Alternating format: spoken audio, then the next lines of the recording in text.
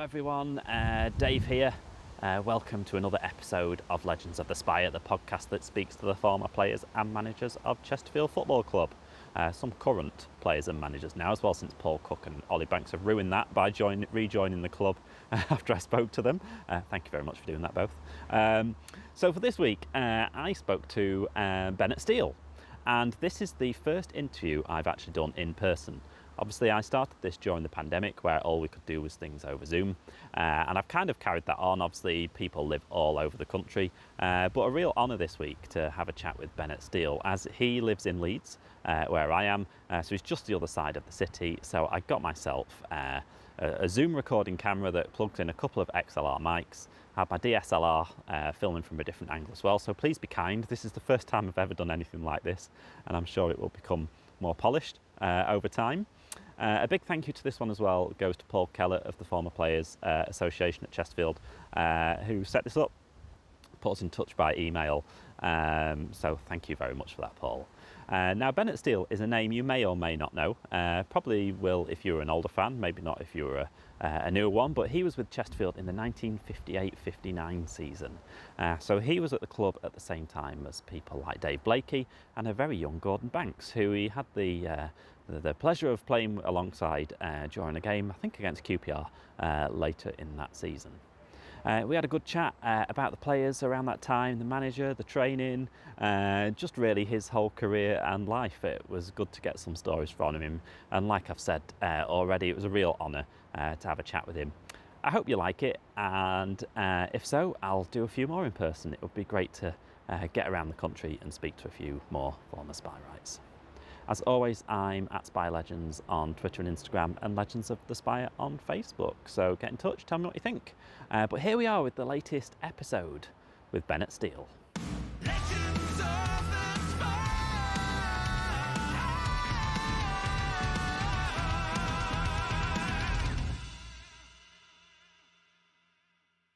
I first remembered kicking the football in the schoolyard. We used to have courts, for goalposts, and we used to just play. I used to play every day when I went to school. We used to kick a ball around in the schoolyard, and it was it just happened to be natural, and I really enjoyed it. And then we start when I got a bit older. We got into the football team. I think I must have been about 9 or 10, and we used to play local schools around the area. So this is in Cramlington, is that Northumberland? Shankhouse Primary School, yes, which Shankhouse is part of Cramlington. And believe it or not, I was a centre half. It's funny the amount of footballers that start off in a different. And I was centre half, and when I was captain of the team then at Shankhouse, and I could dribble very well, and I used to come out the back and sometimes go right through, and score a goal. And when I went up to the secondary modern school, that was 11. And I showed on those pictures, I was still at the back, and then I got trials for South Northumberland. That was about 10 or 12 schools in the area, and then I got picked to play, and then I thought, well, you're not big enough for a centre half, so then just because I had the ability, put me on the wing. Was it you that had chosen to play centre half? Oh yeah, I was a natural defender. A natural defender, and that's when. And I used to like playing there. Then because I was small, I was put on the wing, and I played in the South Northumberland boys, and I was playing right wing actually. Against Manchester boys, which was the quarterfinals of the schoolboy cup, All England, and we lost 1-0. and their goalkeeper was called Joe Dean, and he was on Manchester United books at the time, and then he went finally to play for Carlisle, I think, after that.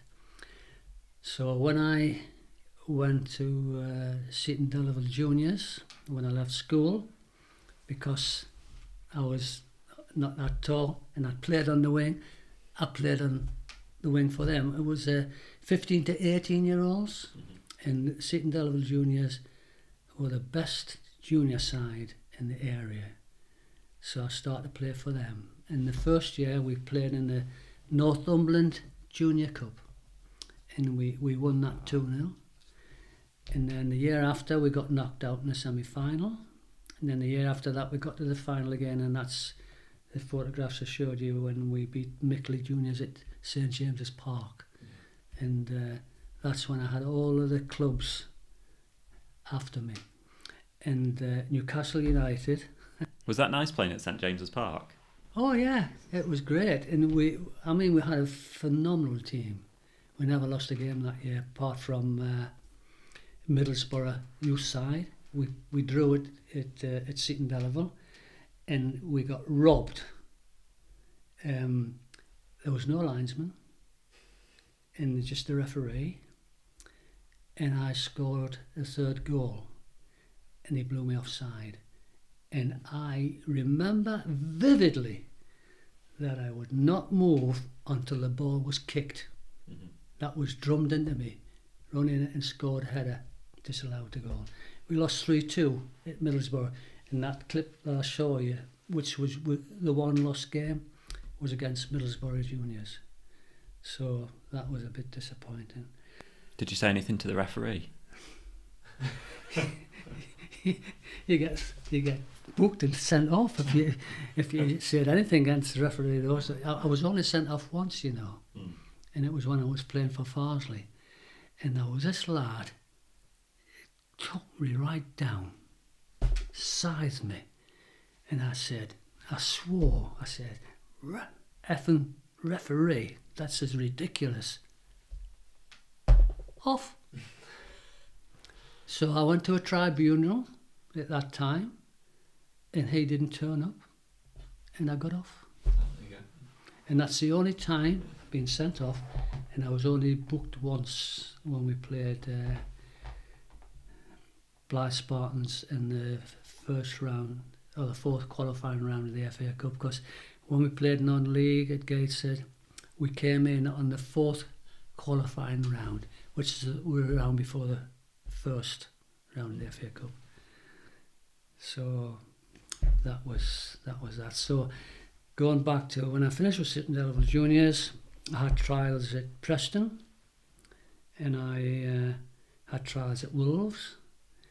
And the first division teams I could have signed for was Newcastle, Sunderland, Notts Forest, Wolves, Preston North End, and then Everton, and I think West Ham.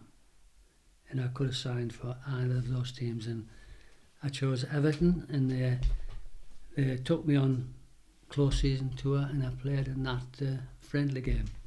And I was 17 at the time, and Dick Keith was the right back at that game, and he played for Newcastle. And when I got the ball, I used to always pass it, because a young lad. But once I got it, and I beat him for a change. And So what year is this that you were at Everton? it was 1957-58. 58 was the February 58 when Manchester United had the crash. And I remember vividly when that happened. I was in the dressing room. It wasn't the dressing room. No, it was in the social gathering room, and it just came through that there'd been a crash, and there'd been a lot of people, and you could not believe the atmosphere in that room. It went so quiet, and so as if terrible, awful thing happened, and so that was in 58, and then I started in Everton on the B team, then I played in the A team, then I played the majority of my games in the Central League side, and I was 18 at the time. What did you do in terms of moving then? Were you in digs? Oh or? yes, I was in digs, and I had two lovely landladies. Really, really looked after me, and so I wasn't a problem. And the second landlady, which I had to move near to where I worked, because I came out of the coal board and worked for a electrical engineering company, but I didn't like it. But so they managed to get me back into the coal board, and I kept my apprenticeship with the coal board, and I stayed at Highton Quarry. And there was another lodger there who was a kind of, he drove long distance lorries, and he was a what is the word? A mustard Liverpool fan. But he was happy to get complimentary tickets for me to watch Everton. So I used to get because we used to get at least 2 complimentary tickets for the game, you know, all the players, and so that was it.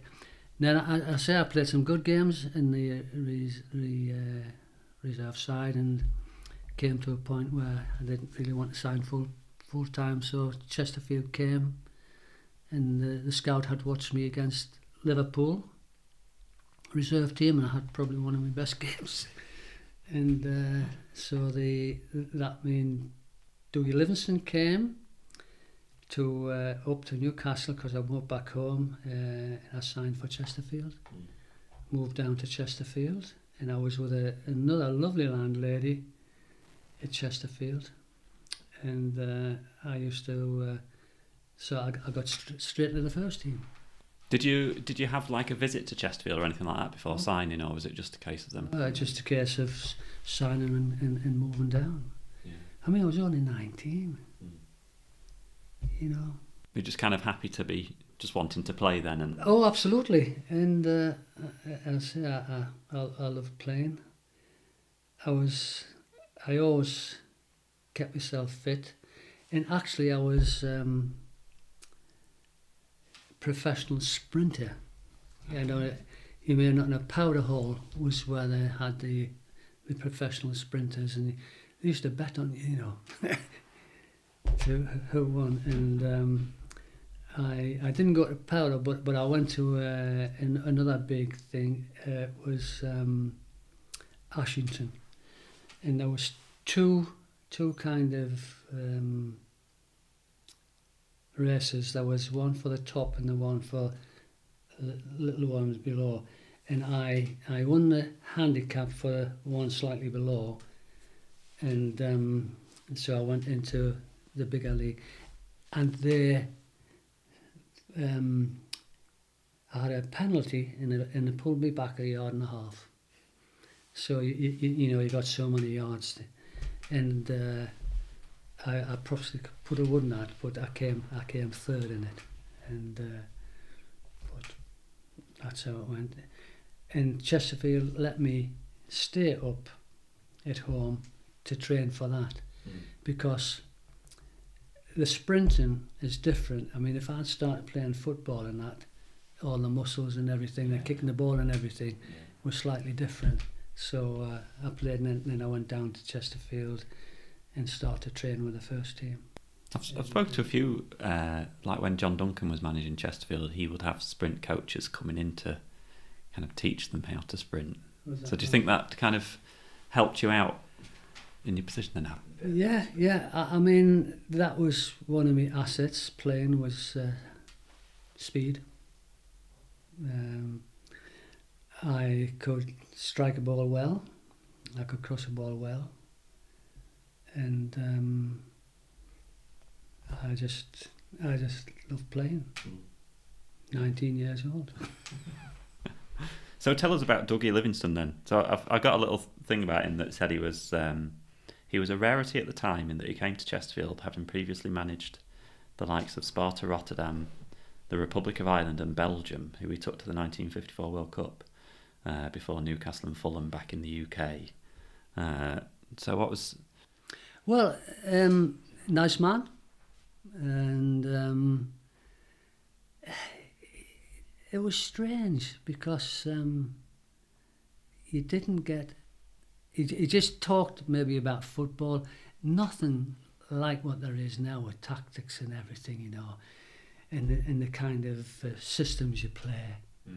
It was the forward line, which was the wingers, centre forward, inside forwards, the half back line, which was centre half, 2 wing halves, and then 2 full backs, and that was everybody played that system. Is everyone pretty much playing the same? Yeah, same everybody played that system.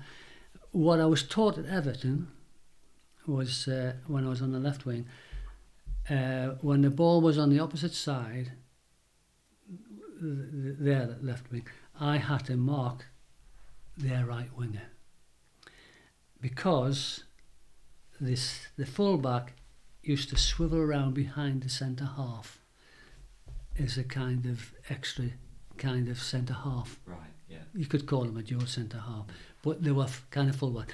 There was none of these, wing backs. That never existed. That it was never existed. And I mean, the systems they play now, they could play all kind of systems, you know. And my greatest asset was me pace, skill on the ball, and crossing the ball. In fact, when I was a junior player, you know, it was a leather ball, and they used to put dubbing on, you know, when it was really wet, and when that wore off, you could hardly kick the ball. And I was the only player in the junior side who could get a corner over.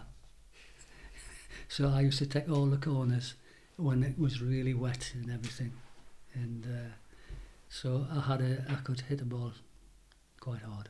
How was that after matches then? If you'd been kicking rock solid. Well, that obviously they got when I turned professional, the balls seemed to get like, I think they had a kind of coating on. They weren't the leather. But when I started playing junior football, leather ball with a lace in, and if you headed that lace, And say if you had it on the lace. yeah, and but it was like a rocket really. So I got to Chesterfield, played some good games, enjoyed it, and then let me go.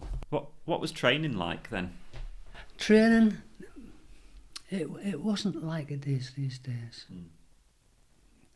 It was, we never trained on the pitch. We used to go up into a park somewhere, and we just played five-a-side and did some sprinting and that sort of thing, and just kept ourselves reasonably fit, really. Yeah. And but I remember Gordon Banks, who was playing at the time, and he actually did something which was remarkable. He used to get at the post, you know, and he had his hands, and he'd walk down with his hands and arch his back like that. Regular. Yeah. So the flexibility. And it was unbelievable. He was a really nice lad. Did you think he'd be something special, like from the start? No, not really. No, not really. I mean, he I think he was about a couple of years older than me, maybe, and he was playing in the reserve side when I was first in the first team. Then he got into the first team later on, which you already know. And then I think at the end of that season, I think he was transferred to Leicester City. And so he'd only played there maybe half a year in Chesterfield in the first team. But well, because like you say, it was kind of him and Ron Powell, wasn't it? Yeah, him and Ron Powell. And really, it was Ron Powell that started the season. Yeah, Wasn't it? Ron Powell played all. I think all the first 14 games that I played, I think Ron Powell played all of them. Yeah. And he wasn't that tall. Wasn't Ron Powell? I think he came from Manchester City. And no, I enjoyed my life at Chesterfield. What was the ground like when it was when you were playing games then? Because looking at the attendances, there was some getting kind of 12,000 in some games. That's right. Yeah. As I say, the ground was a very good ground. It wasn't. I can't remember it ever being muddy, really. Not like the one at Gateshead when I was playing. Unbelievable that. And but I enjoyed it tremendously at Chesterfield, and but that's how things went. And I don't know if I've mentioned on here about when I was playing against Barnsley and Dougie Livingston came into the dressing room and said, "You never played like that for me." And I said, "You never gave me the chance." And I think he was a bit took back actually the way I was playing, but that's when I was converted to an inside forward.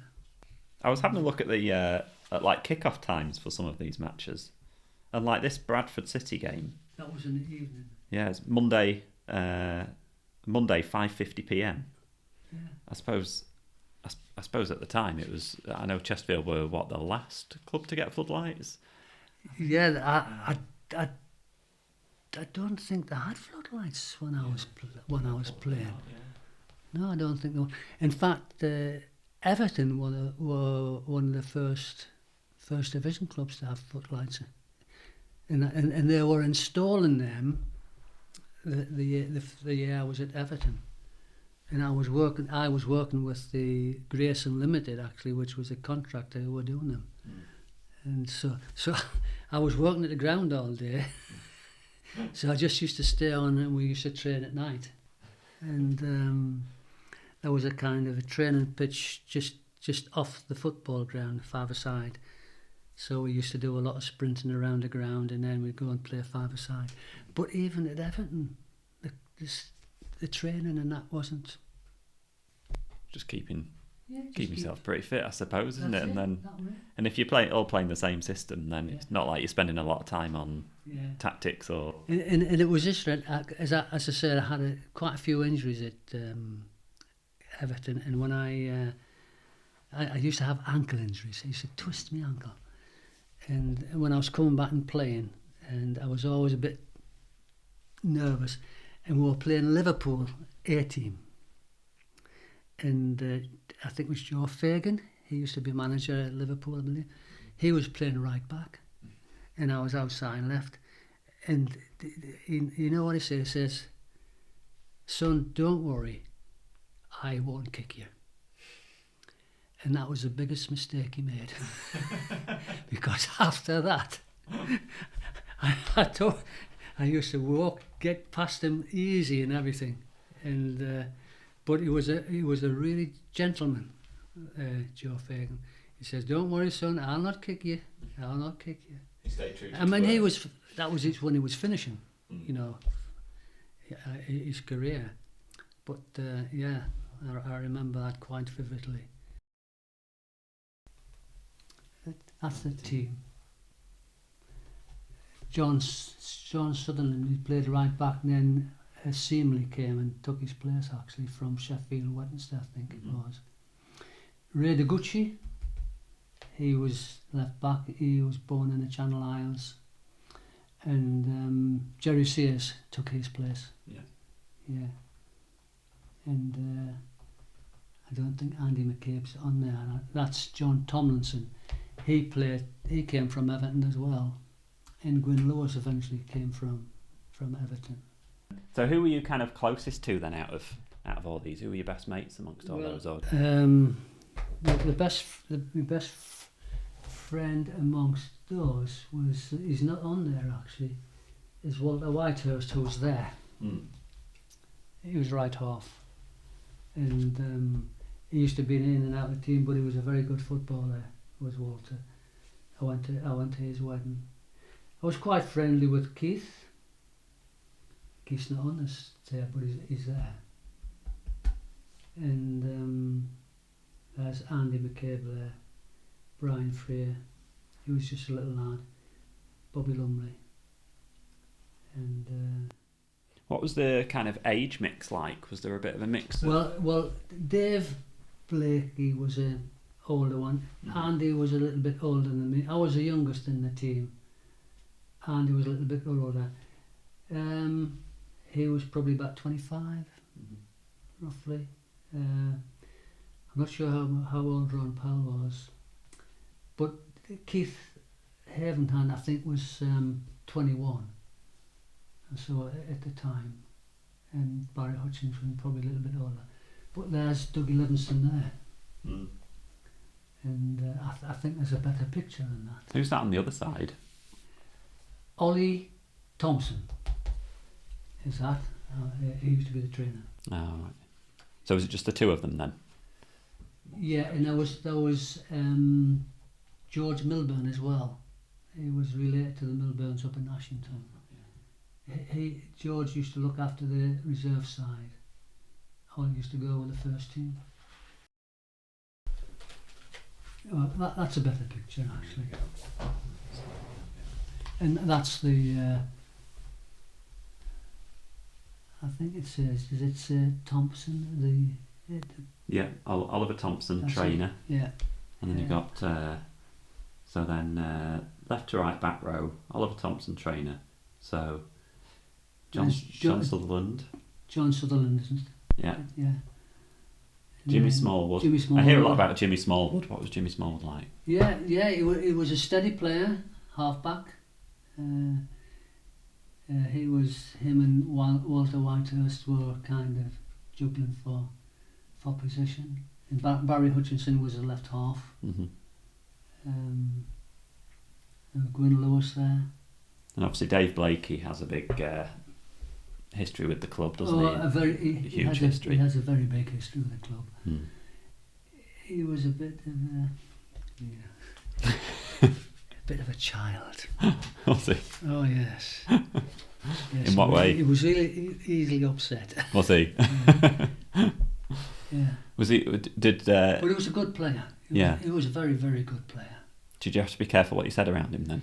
No, it wasn't that bad. And I remember actually, he became when he's finished his football, and a few years later he was scouting for Leeds United. And I met him once. I can't remember. I met him down at the ground at Leeds, I think. I was watching a kind of junior side of Leeds United playing at the time, and he came around. Yeah, nice. You're nice. I mean, they were all nice blokes. Yeah. You know, there wasn't anybody. In fact, not like Everton. Jimmy Gold. Do you remember Jimmy Gold? No. He was one that got put in prison. All right. You know, for this betting with one or two of the Sheffield Wednesday players. Ah. And I tell you what, all he wanted to do was play for money. He used to play snooker, and he used to try to get me to play for money for him, because I was a good snooker player, but he was also a very good snooker player. And he says, "Come on, we'll have a game." And I says, "No, I'm not playing for any money." Because he used to play as if he wasn't all that brilliant, but when he started playing for money. And he was an amazing dribbler. Amazing dribbler he was, Jimmy Gold. You thought the football was tied to his feet. So tell me about this goal then versus Bradford. Oh right, that one. Well, because I have the programme here. So this is the 15th of September. Yeah. 1958. Well, there was a 5:50 kickoff. Yeah, and you've got that. I've got this. The clip in, haven't you? Clip. Sprinter Steele was high jump ace for this win. and then part of it comes down. It says finest goal. Just before that, Tommy Flock had kicked one off the line when I had it. It says, but after 7 minutes only, with 10 minutes to go, professional sprinter Steele signed in with a great goal from another header.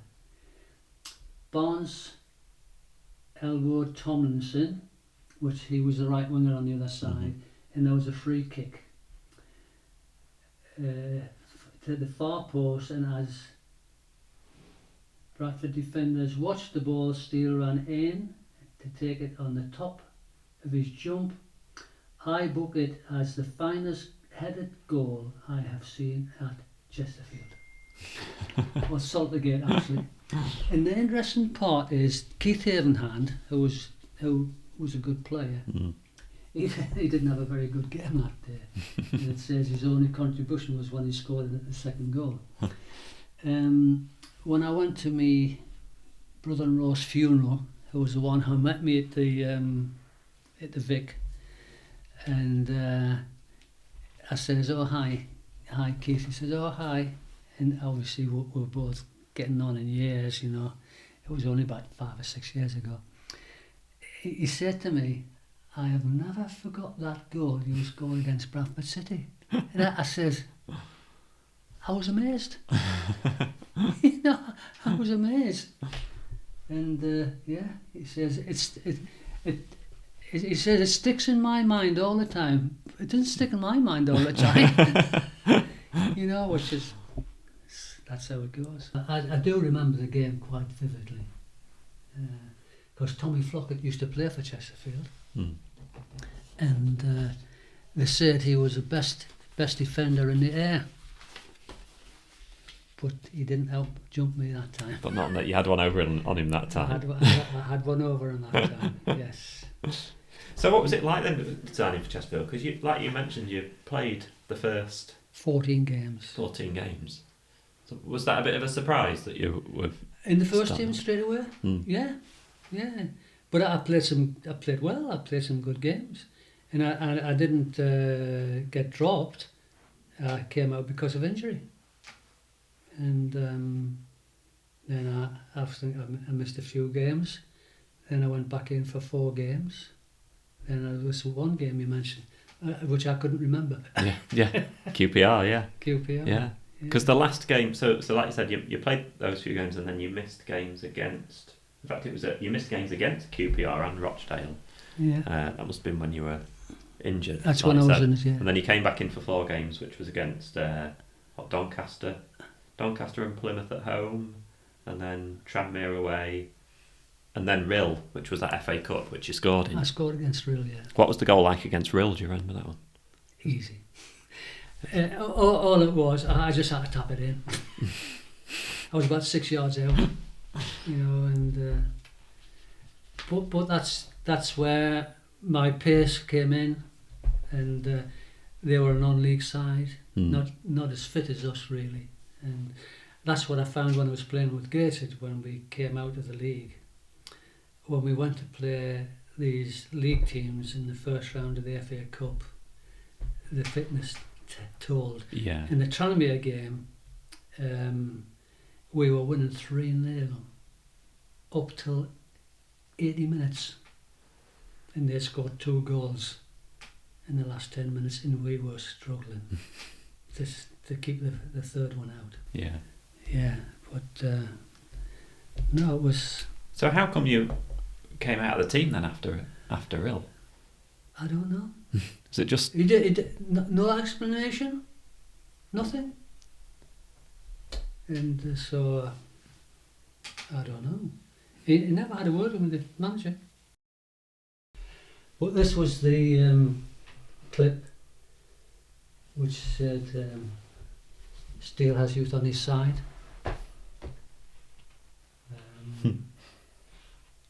Out of the Chesterfield senior side for a lengthy spell, that was obviously after my last game. Yeah.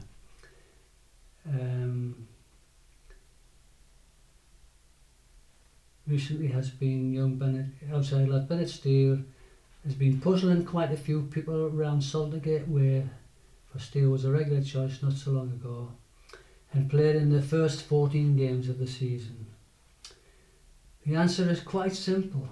It is just that manager Dougie Livingston does not want to hurry the wingers' kind of maturity and development. True, we played all those early games, and it was decided, and Dougie Livingston has decided that although the former Everton player has shown promise, it would be better for him to gain his experience with the reserve side. And it's interesting, like you say, you came back in for that one game against QPR. Yeah, which I can't remember. I can't remember that. But yeah, you came in for that game, and then which was interesting, seeing as you've been out the team for a long time, and then back in for one game. One game. I don't know why or whatever. Anyway. And you mentioned you met your wife in Chesterfield. I met my wife in Chesterfield. Yeah. So it was her brother who took me to their house for tea, and then he started courting a few weeks later, and I was on my own, and they said, "Why don't you still keep coming for tea?" So what I used to do, I used to walk from Chesterfield to Unston every Sunday morning. Then I used to get the bus back, have me dinner, hit me my landladies, get the bus back to Unston, and have tea at their house. So then, after Chesterfield, and you moved on. So this is when you end up to Gateshead. Gateshead. Yeah. So, and you were there for ages, weren't you? About 8 or 9 years, yes. And I must have scored about 100 goals in that time. But it was mainly when I was converted to inside forward, and I used to play off centre forward, and because of my pace and my natural ability, I used to be able to read the game very well, and I scored quite a few goals. Scored quite a few on my head as well.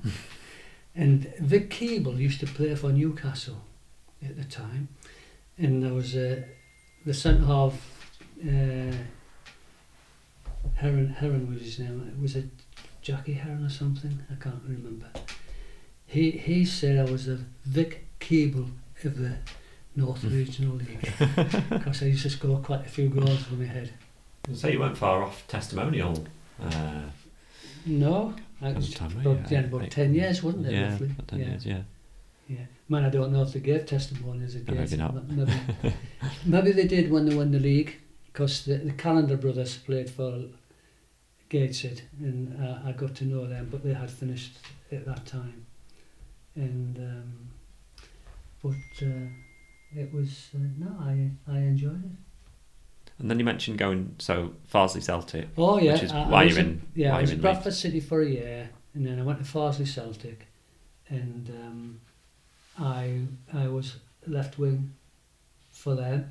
And the first year I was there, we won the Yorkshire League Division 1, which was one of the best amateur leagues in the area, the Yorkshire League. And there was I scored. There was 4. That's my wife. She can get through, I think. Oh, she's got it's all right. There was 4 games where I was the only one who scored a goal, and we won the last 8 games of that year and won the league. I think it was Mexborough were second. They were the ones who were trying to catch, but we never lost a game, and we beat them at home actually, Mexborough. So that was it. But no, I've enjoyed my football. I love my football. What's the best ground you ever played at? Well, believe it or not, was Gig Lane. Oh right, Bury. Yeah. That was like Wembley. And when I was playing for Everton, we played there once. Unbelievable ground. It was like a lawn. Like a lawn. So that was the best playing surface. But I mean, Goodison Park was as good as any ground. Well, if you'd done Ellen Road and St James's Park and well, I played at Ellen Road, played at St James's Park. I played at Aston Villa, played, now where were the others? Stoke City, Sheffield Wednesday. So all of the, when I was playing in the Central League side for Everton, and then when I was in the reserves, Chesterfield were on the same Central League side as Everton. And we went to Everton, and I was playing outside left. And Johnny King was playing in the reserve side there. He said, I don't know why they let you go. He says, because we don't have any wingers like you now, he says. And he eventually became Tranmere Rovers manager. I don't know if you remember that, but he was quite famous with Tranmere Rovers. Because he played in the Tranmere game for Tranmere Rovers when we beat them, when Gateshead beat them at that time. And but no, it was great. I loved it. It was really nice. Legends of the Spire.